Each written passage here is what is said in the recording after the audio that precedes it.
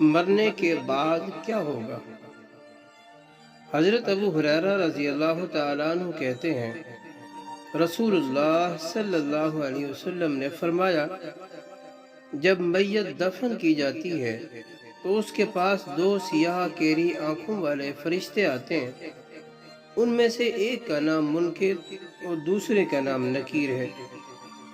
دونوں اس سے پوچھتے ہیں، تم اس آدمی یعنی محمد الرسول اللہ صلی اللہ علیہ وسلم کے بارے میں کیا کہتے ہو؟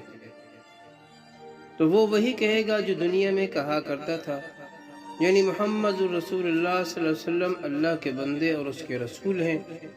میں گواہی دیتا ہوں کہ اللہ کے سوا کوئی الہ نہیں اور محمد صلی اللہ علیہ وسلم اس کے بندے اور رسول ہیں۔ دونوں فرشتے جواب میں کہتے ہیں، ہم سمجھتے تھے کہ تم یہی جواب دو گے۔ پھر اس کی قبر 70 در 70 ہاتھ فراخ کر دی جاتی ہے اور اسے روشن کر دیا جاتا ہے۔ پھر بندے سے کہا جاتا ہے، سو جاؤ۔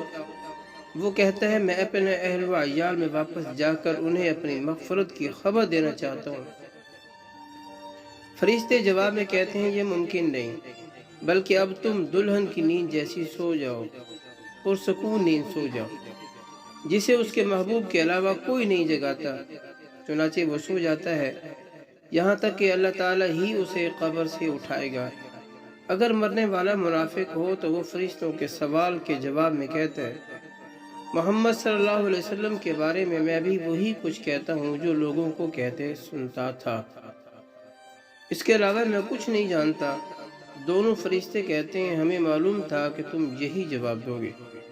پھر زمین کو حکم دیا جاتا ہے کہ تنگ ہو جا، چنانچہ وہ تنگ ہو جاتی ہے اور اس کی پسلیاں ایک دوسرے میں گھس جاتی ہیں۔